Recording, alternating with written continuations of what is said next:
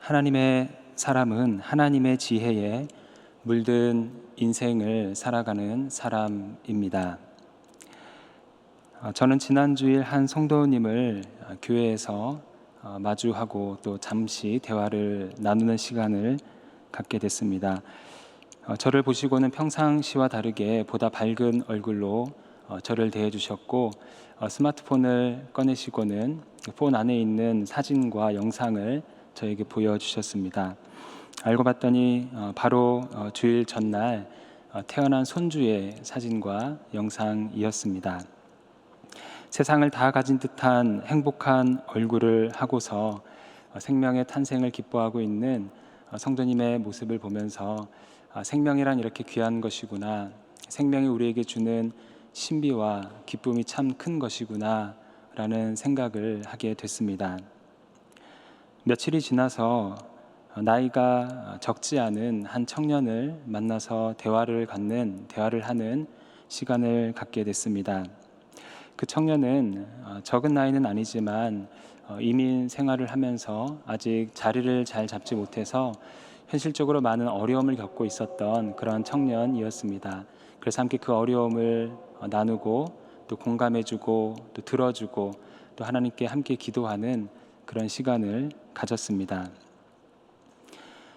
두 번의 짧은 만남을 통해서 저는 다시 한번 인생이란 무엇인지를 생각해 보는 그런 시간을 갖게 됐습니다.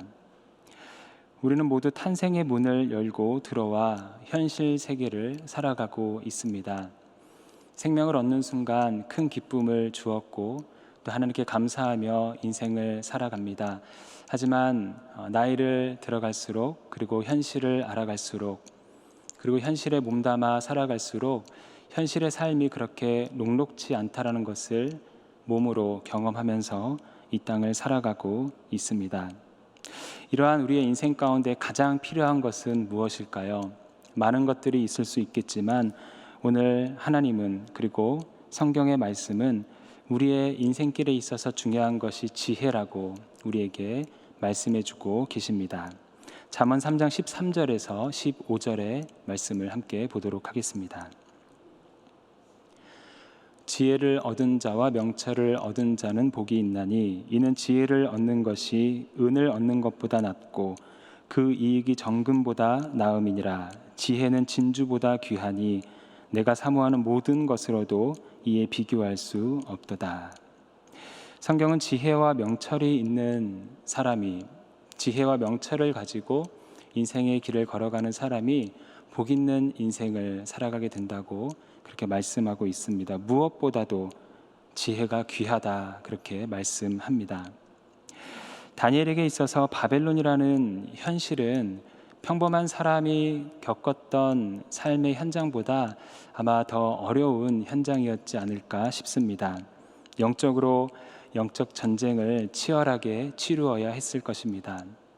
그리고 새로운 나라에서 살아가면서 아마도 많은 고민이 있었겠죠. 그리고 선택해야 하는 순간들도 굉장히 많았을 것입니다. 하나님은 그런 다니엘에게 지혜를 주시며 다니엘로 하여금 바벨론의 삶을 살아가도록 하셨습니다. 하나님은 다니엘과 세 친구에게 지혜를 주시며 낯선 바벨론에서의 삶을 승리로 이끌어 주셨습니다. 오늘 본문 말씀 다니엘 1장 17절의 말씀을 다시 한번 보도록 하겠습니다. 하나님이 이 네 소년에게 학문을 주시고 모든 서적을 깨닫게 하시고 지혜를 주셨으니 다니엘은 또 모든 환상과 꿈을 깨달아 알더라.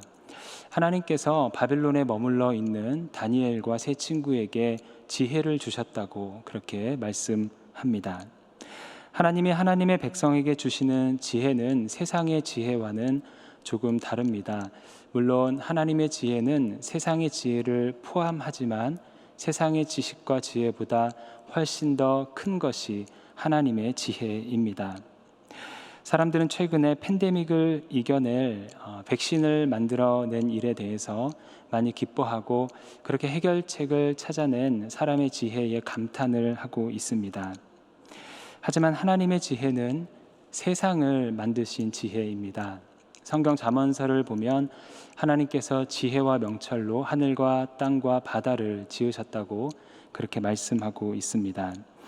A.W. 토저는 그의 책에서 하나님의 지혜가 세상의 그 어떤 지혜보다 높은 지혜라는 말을 하고 있습니다. 책의 내용을 보면 이렇게 기록합니다. 나는 이런 사람들의 지혜보다 더 높은 차원의 지혜에 대해 이야기하고 싶다. 즉, 영원한 지혜가 우리 안으로 들어오는 것, 우리의 내면의 눈이 열리는 것, 더 높은 차원의 계몽, 그리고 기름 부음 받아 눈을 뜨게 되는 것에 대해 말하고 싶다. 하나님의 지혜에 대해서, 세상의 지혜와 비교할 수 없는 하나님의 지혜에 대해서 고백하고 있는 내용입니다. 그렇다면 우리는 이러한 하나님의 지혜를 어떻게 얻을 수 있을까요? 인생을 살아가면서 꼭 필요한 하나님께서 허락해 주시는 그 지혜를 어떻게 얻을 수 있을까요? 하나님은 탄생의 문을 열고 현실을 살아가는 우리들에게 어떤 통로를 통해서 하나님의 지혜를 허락해 주시는 것일까요? 바벨론이라는 쉽지 않은 현실을 하나님의 지혜로 승리하며 살아갔던 다니엘의 모습을 통해서 함께 이러한 내용에 대해서 깨닫고 은혜 나누는 시간 되기를 원합니다. 첫 번째로 하나님은 학문과 서적을 통해서 하나님의 지혜를 물들여 주시는 분이십니다. 하나님께서는 학문과 또한 서적들을 통해서 하나님의 지혜를 우리들에게 물들여 주십니다.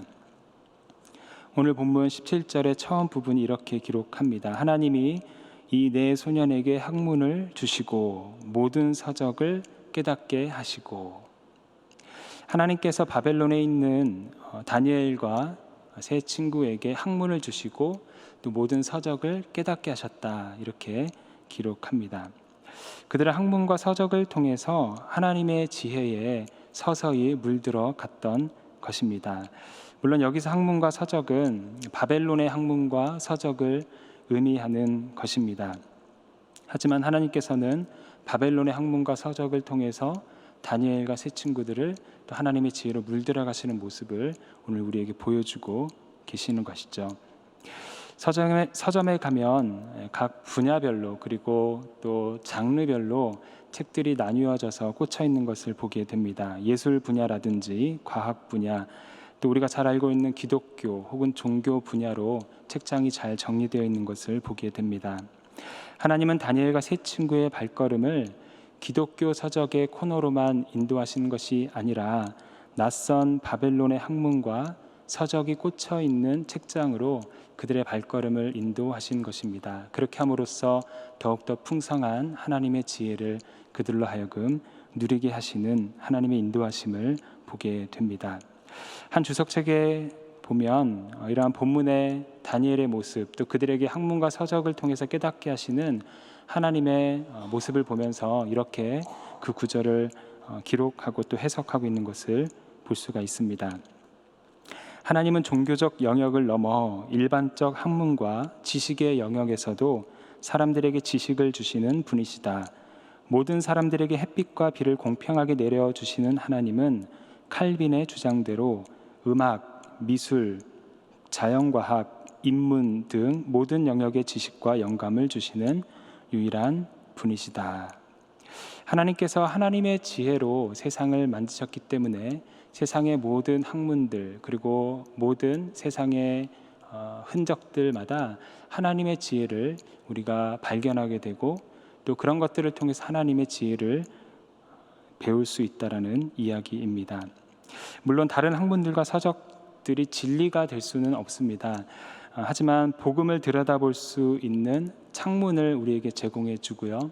그것들이 진리가 될 수는 없지만 복음이 무엇인지 그리고 하나님이 얼마나 풍성한 분이신지 표현할 수 있는 생각과 언어를 우리에게 제공해 주는 유익이 있는 것이죠. 다니엘과 세 친구는 바벨론에 머물러 있으면서 이처럼 그곳의 학문과 서적을 통해서 지혜를 주시는 하나님을 경험하고 있습니다. 이런 모습을 통해서 우리가 세상의 학문과 더불어 살아가고 있는 이 땅의 우리들에게 어떤 교훈을 하나님께서 주시는지 다니엘의 모습을 통해서 두 가지만 먼저 살펴보기를 원합니다. 첫 번째로 다니엘은 배움의 자리에서 성실했다는 사실입니다. 다니엘은 배움의 자리에서 성실했습니다. 다니엘이 바벨론에 간 후에 가장 먼저 하게 된 일은 3년이라는 짧다면 짧고 또 길다면 길 수 있는 그 3년이라는 기간 동안 집중적으로 바벨론식 교육을 받은 것을 우리가 보게 됩니다. 3년 동안 낯선 바벨론의 학문과 서적을 매일같이 접해야 했던 것이죠. 하지만 다니엘은 하나님의 말씀이 아니라고 그것을 거부하지 않았습니다.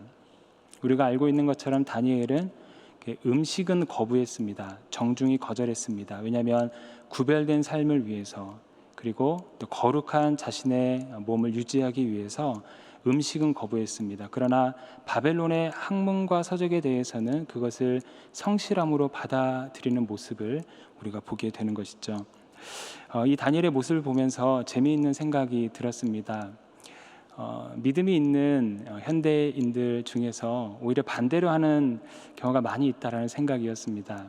세상의 학문과 또 서적들에 대해서는 그것이 신앙에 도움이 되지 않는다며 그것을 철저하게 거부하고 거절하면서 먹고 마시는 것에 있어서는 아무렇지도 않게 즐기고 또 누리고 있는 그런 모습들.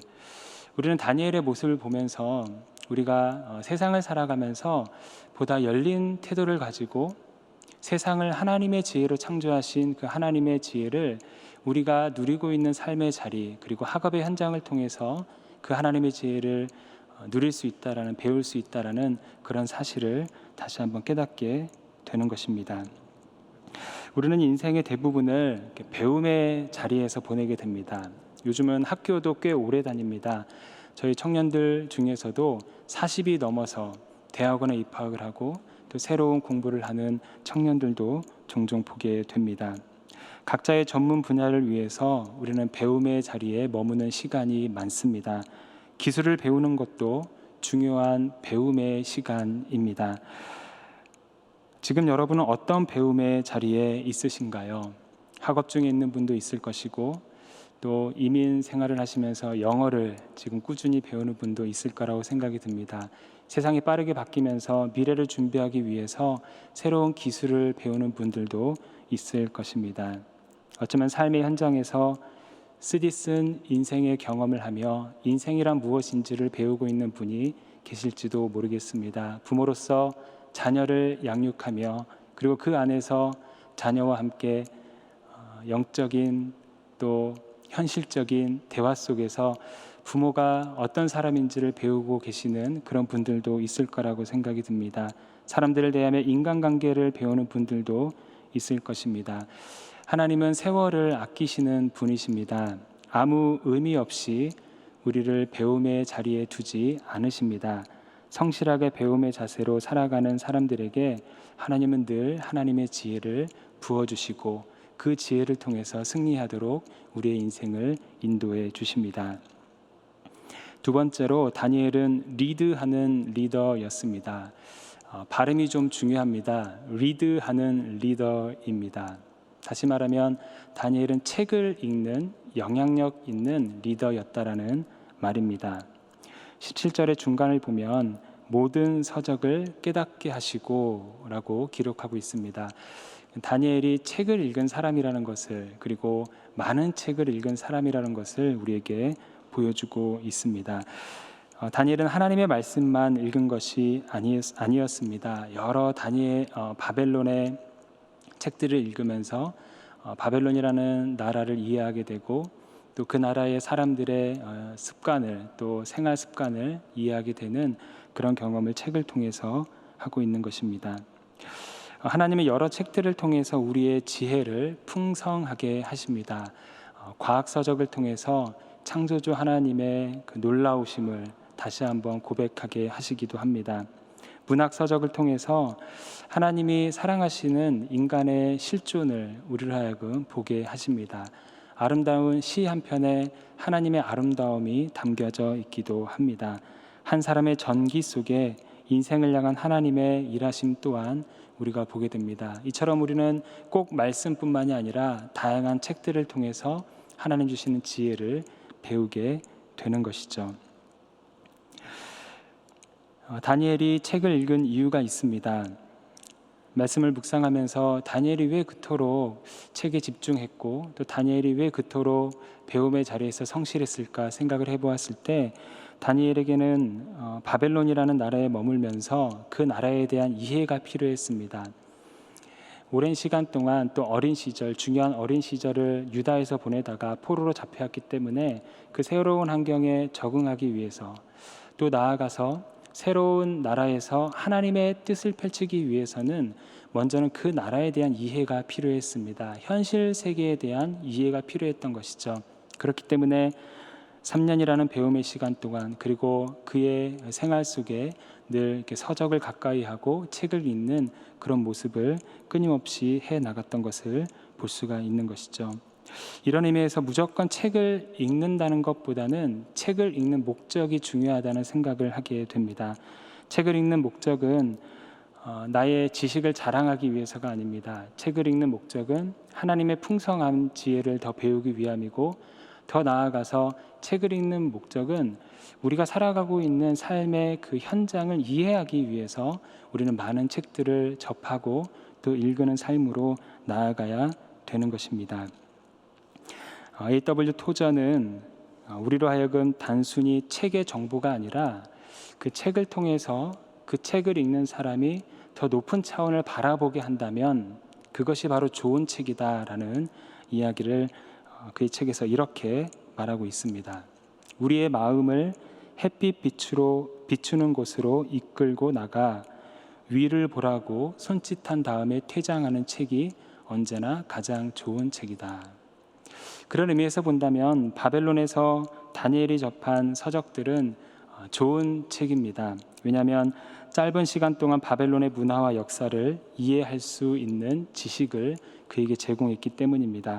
그리고 그렇게 함으로써 바벨론이라는 그 거대한 나라에서 셋째 통치자로서 그 나라를 다스릴 수 있는 자리에까지 나아갈 수가 있었던 것입니다. 하나님은 책을 통해서 지혜를 주십니다. 하나님은 리딩하는 자에게 리드할 수 있는 지혜를 허락해 주시는 분이십니다. 제가 저희 교회에 와서 사역을 하면서 감사한 것 중 하나는 독서하는 법을 배웠다는 것입니다. 그리고 어떤 상황에서든지 그리고 누구에게서든지 늘 배움의 자세로 그 자리에 머무는 법을 배웠다라는 점이 저희 교회에서 사역을 하면서 감사한 점 중에 하나입니다. 목회자분들이 매주 한 권씩 책을 읽으면서 그렇게 책을 읽어나가고 또 나누는 시간을 갖고 있습니다. 그리고 강 목사님께서 늘 이렇게 배움을 강조해 주셔서 어려울 때도 또 고난 중에서도 이것이 곧 고난이 아니라 배우는 자리구나라는 그런 배움을 늘 가지면서 사역을 하고 있습니다. 제가 처음에 교회 와서 성도님들 가정을 이제 신방을 했습니다. 놀랬던 점은 연세가 지긋이 드신 우리 권사님과 장로님 댁을 신방을 하는데 그 책장이 한 두세 개쯤은 다 있었습니다. 그리고 책이 꼿꼿이 이렇게 꽂혀져 있는 그런 모습이 굉장히 인상적이었습니다. 기독교 서적뿐만이 아니라 어쩌면 저에게도 조금은 낯설었던 그런 책들 또한 발견하게 되는 그런 모습이 굉장히 인상적이었습니다. 우리 교회가 건강하게 세워져 가고 그리고 서로를 존중하고 또 배려하고 그리고 고난을 오히려 기회로 여기고 이런 모습들이 하나님께서 배움과 독서를 통해 우리 교회와 또 우리 성도님들에게 지혜를 주셨기 때문에 이렇게 건강하게 교회가 세워져 가는 것은 아닐까라는 그런 생각을 하게 됩니다. 사랑하는 여러분, 하나님은 학문과 서적, 다시 말하면 세상을 살아가면서 우리가 배우게 되는 여러 가지 지식들과 독서들 그리고 삶을 통해서 배우는 지식과 지혜들 이 모든 것들을 통해서 하나님의 지혜를 우리에게 더욱 풍성하게 부어주시는 분이십니다. 우리 모두 배움의 자리에서 늘 성실함으로 그리고 언제나 리딩하는 습관을 가지고 다니엘처럼 이 땅에 하나님의 지혜를 펼쳐나가는 저와 여러분의 삶이 되기를 주님의 이름으로 축복합니다. 두 번째로 하나님은 말씀을 통해서 하나님의 지혜를 물들이십니다.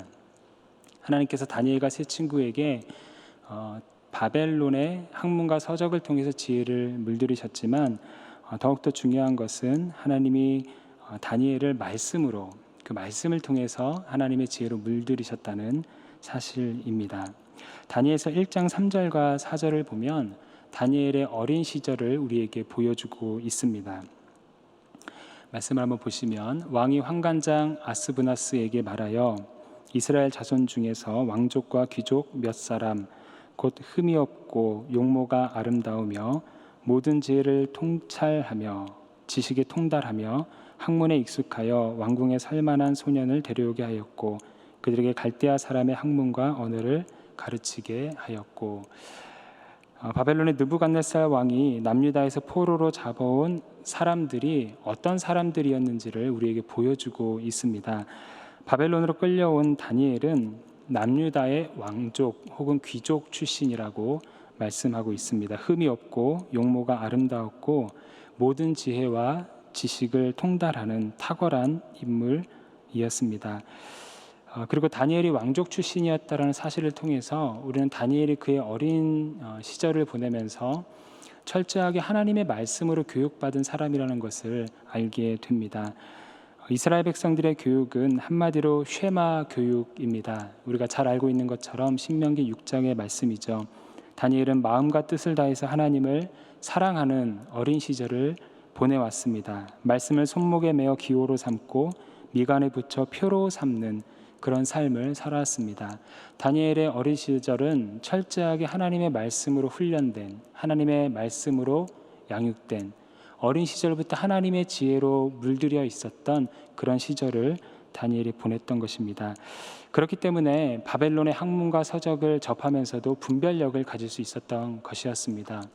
아마 고민이 많이 되지 않았을까 싶습니다. 새로운 학문을 접하면서, 그리고 또 유일신 하나님을 쫓아 살아가고 있는 그의 신앙과 조금은 다른 그런 내용들을 접하면서 많은 고민과 영적 전쟁이 있었을 거라고 생각이 되지만, 어릴 적부터 철저하게 말씀으로 다니엘이 훈련을 받았기 때문에 그 안에 철저하게 먼저는 하나님의 말씀으로 하나님의 지혜가 물들여져 있었기 때문에 오히려 바벨론의 학문과 서적이 다니엘의 지혜를 풍성하게 하는 그런 것들이 될 수가 있었던 것입니다.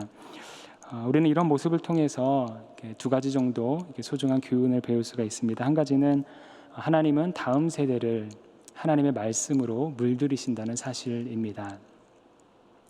다니엘의 어린 시절을 말씀으로 물들이셨던 하나님은 지금도 이 땅을 살아가고 있는 우리 어린아이들 그리고 청소년들의 삶을 끊임없이 하나님의 말씀으로 물들이는 사역을 이 땅 가운데 펼쳐가고 계십니다. 기억 속에 저장된 기억을 스키마라고 합니다.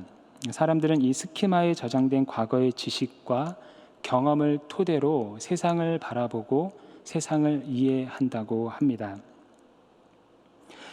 제가 한국을 떠나서 미국에서 공부를 하고 있을 때 조금 시간이 지나서 저희 어머님께서 미국에 방문을 하셨습니다. 오랜만에 어머님을 뵈서 제 아내와 함께 저희가 가봤던 또 갈 수 있는 그 범위 안에서 미국 관광을 시켜드렸습니다. 저희 어머니께서 워낙에 이렇게 반응이 좋으십니다. 이렇게 리액션이 좋으셔서 가는 곳곳마다 너무 좋다고 이런 말을 계속해서 하셨습니다. 그래서 아들로서 굉장히 좀 뿌듯했습니다. 그리고 두 번째로 가장 하신 말씀이 뭐였냐면, 야, 여기 한국 어디랑 비슷하다. 한국 어디랑 비슷하다. 이런 얘기를 진짜 많이 하시더라고요. 그러니까 수십 년 동안, 아마 여러분들도 경험이 있을 것 같은데요. 수십 년 동안 한국이라는 나라에서 살다 오셔서 미국에 와보니 그 모든 미국의 환경들이 이 한국이라는 그 나라에 비추어서 그 나라를 보게 되는 그런 모습을 보면서 참 지금까지 살아온 환경과 배경 그리고 어릴 적의 교육이 참 중요하구나라는 생각을 했었던 기억이 있습니다. 사도행전에 보면 바나바와 바울이 루스드라는 지역에서 헤르메스와 제우스라고 불리는 사건이 있었습니다.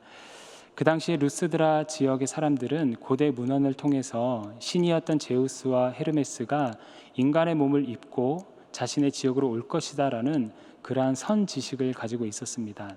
그렇기 때문에 기적을 본 순간 하나님이 하신 일이라고 생각하지 않고 그것이 신 제우스와 헤르메스가 한 일이라고 생각하고 바나바와 바울을 헤르메스와 제우스라고 부르는 그런 모습을 보게 되는 것이죠. 어쩌면 너무나 당연하고 자연스러운 반응일지 모르겠습니다. 이미 그들의 생각과 그들의 경험이 이미 다른 것들로 채워져 있었기 때문에 새로운 것이 와도 그 안에서 볼 수밖에 없었던 그런 한계를 보여주고 있는 것입니다. 여기에 하나님께서 다음 세대를 말씀으로 물들이시는 이를 중요하게 생각하시는 이유가 있는 것입니다. 어린 시절에 배운 말씀, 어린 시절에 경험한 하나님의 은혜를 통해서 세상을 살아갈 수 있는 힘과 지혜를 얻을 수 있기 때문입니다. 그래서 성경 잠언서는 어릴 적부터 말씀으로 양육하는 것이 중요하다고 이야기합니다. 22장 6절의 말씀을 보면 마땅히 행할 길을 아이에게 가르치라. 그리하면 늙어도 그것을 떠나지 아니하리라.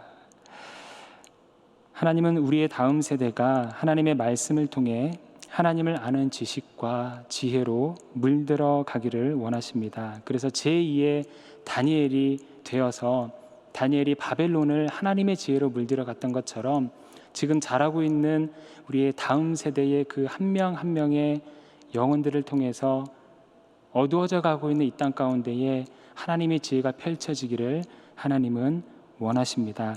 다음 세대를 말씀으로 양육하는 일은 하나님의 사역에 동참하는 일입니다.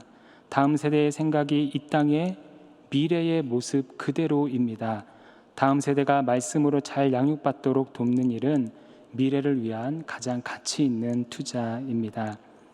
하나님은 오늘 우리에게 다니엘의 탁월함이 어린 시절에 철저하게 교육받았던 하나님의 말씀으로 인함임을 다시 한번 보여주십니다. 그렇게 함으로써 이 시대의 다음 세대를 위해 헌신하고 있는 분들, 그리고 우리의 자녀들을 하나님의 말씀으로 양육하기 위해 끊임없이 기도하고 몸부림치고 있는 믿음의 부모님들을 위로하시고 또한 격려하고 계십니다. 우리 모두 다음 세대를 향한 마음을 품고 또 우리 자녀들을 사랑하는 마음으로 하나님의 일에 동참함으로 다음 세대가 하나님의 말씀으로 잘 양육되어서 그들을 통해서 이 나라의 미래가, 이 땅의 미래가 하나님 기뻐하시는 모습으로 세워져 가기를 주님의 이름으로 축복합니다.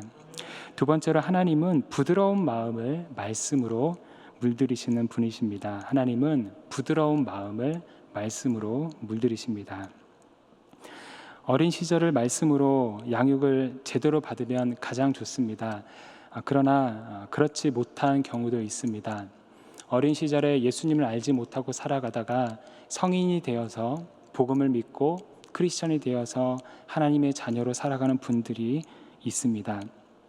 어린 시절의 교육이 중요하다고 해서 우리는 과거로 돌아갈 수는 없습니다. 물론 돌아가고는 싶은 마음이 있지만 과거로 돌아갈 수는 없습니다. 그렇다고 해서 하나님께서 어린 시절의 말씀으로 잘 양육된 사람들만 사랑하고 그들만 사용하시는 것은 아닙니다. 중요한 것은 우리가 하나님의 말씀, 지혜가 풍성하게 담겨져 있는 하나님의 말씀을 대할 때에 어떤 마음으로 그 말씀 앞에 서 있느냐, 이것이 더 중요한 것입니다. 예수님은 마가복음 10장 15절에서 말씀하셨습니다. 누구든지 하나님의 나라를 어린아이와 같이 받아들이지 않으면 하나님 나라에 들어갈 수 없다.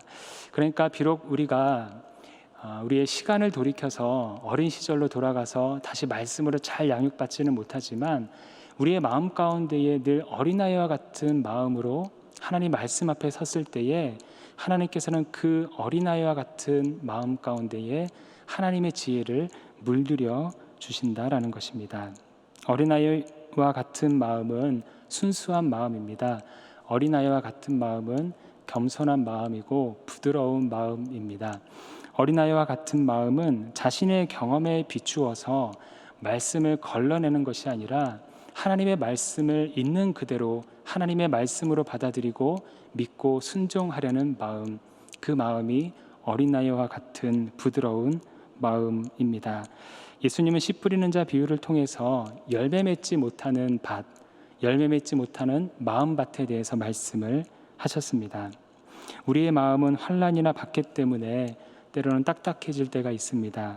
때로는 세상의 염려와 재물의 유혹으로 인해서 우리의 마음이 딱딱해질 때가 있습니다.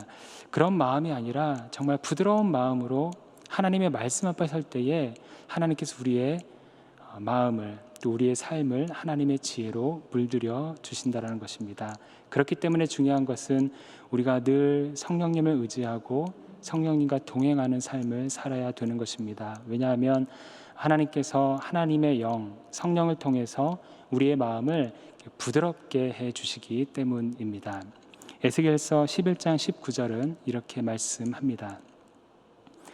내가 그들에게 한 마음을 주고 그 속에 새 영을 주며 그 몸에서 돌 같은 마음을 제거하고 살처럼 부드러운 마음을 주어. 하나님께서 영을 주셔서 돌 같은 마음을 제거해 주시고 부드러운 마음을 주신다고 그렇게 말씀하십니다. 신앙생활을 오래 하다 보면, 그리고 힘든 현실 세계를 살아가다 보면 우리의 마음이 딱딱해질 때가 있습니다. 그래서 늘 말씀 앞에 서지만 예전에 어릴 때처럼 순수했던 과거의 그때처럼 하나님의 말씀이 제대로 들리지가 않고 순종하기 어려운 그런 삶을, 그런 시간들을 우리가 보낼 때가 있습니다.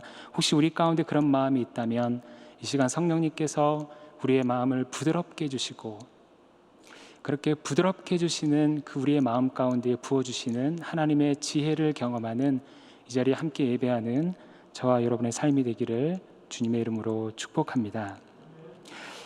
말씀을 맺도록 하겠습니다. 하나님은 구하는 자에게 하나님의 지혜를 주시는 분이십니다. 오늘 말씀은 하나님께서 다니엘에게 하나님의 지혜를 주시는 말씀 한 구절을 통해서 함께 은혜를 나누었습니다. 우리가 알고 있는 것처럼 유다 민족은 패배한 민족이었습니다. 그래서 포로 생활을 하게 되죠.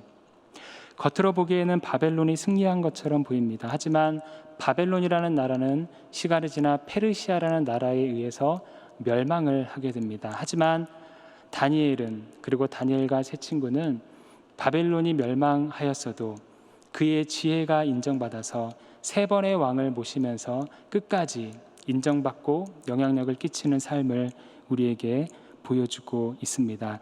하나님의 지혜에 물든 인생이 결국에는 승리한다라는 사실을 우리는 다니엘의 삶을 통해서 다시 한번 보게 됩니다. 놀라운 것은 하나님께서 이러한 지혜를 예수 그리스도 안에 담아두셨다고 성경을 통해서 말씀하십니다. 골로새서 2장 3절의 말씀입니다. 그 안에는 지혜와 지식의 모든 보화가 감추어져 있느니라. 예수 그리스도 안에 지혜와 지식의 모든 보화가 감추어져 있다고 말씀합니다. 그리고 하나님께서는 그러한 지식과 지혜를 구하는 자에게 주시겠다고 약속하십니다. 야고보서 1장 5절의 말씀입니다.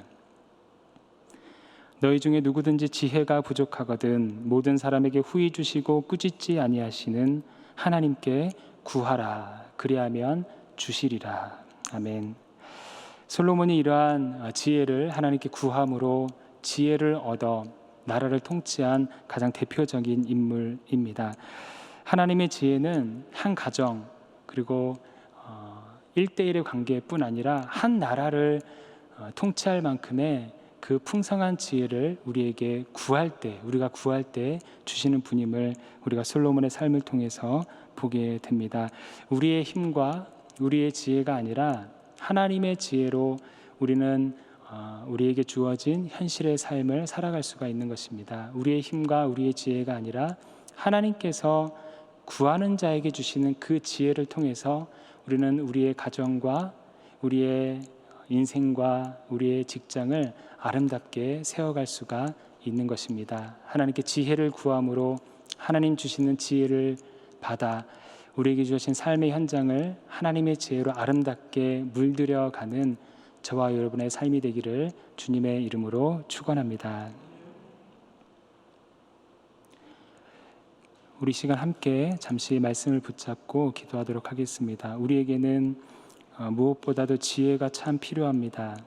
인간관계에서 지혜가 필요하고, 또 가정을 또 하나님의 뜻에 맞게 아름답게 세워가는 데 지혜가 필요하고, 또 자녀들을 양육하는 데도 참 지혜가 필요합니다. 하나님 주신 사명을 끝까지 감당하는 데도 무엇보다도 지혜가 필요합니다. 하나님께서는 예수 그리스도 안에 모든 지혜와 지식을 담아두셨다고 말씀하시고 구하는 자에게 그 지혜와 지식을 주시겠다고 오늘 약속해 주십니다. 이 시간 함께 그 약속의 말씀을 붙잡고 하나님 지혜가 필요합니다. 지혜를 허락하여 주시옵소서. 우리 이런 기도 제목으로 말씀 붙잡고 잠시 기도하도록 하겠습니다.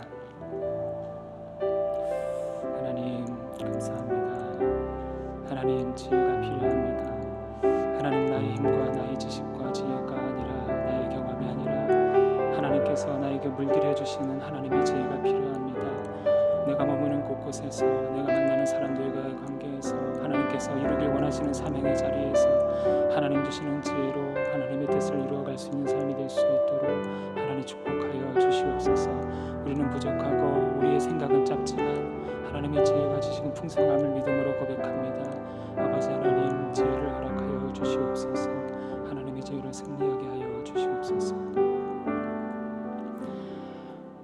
사랑의 하나님 감사합니다. 오늘도 말씀을 통하여 우리에게 깨달음을 주시고 또 말씀을 통하여 하나님의 지혜를 사모하는 마음을 주심에 감사를 드립니다. 하나님 우리의 힘으로 살아왔지만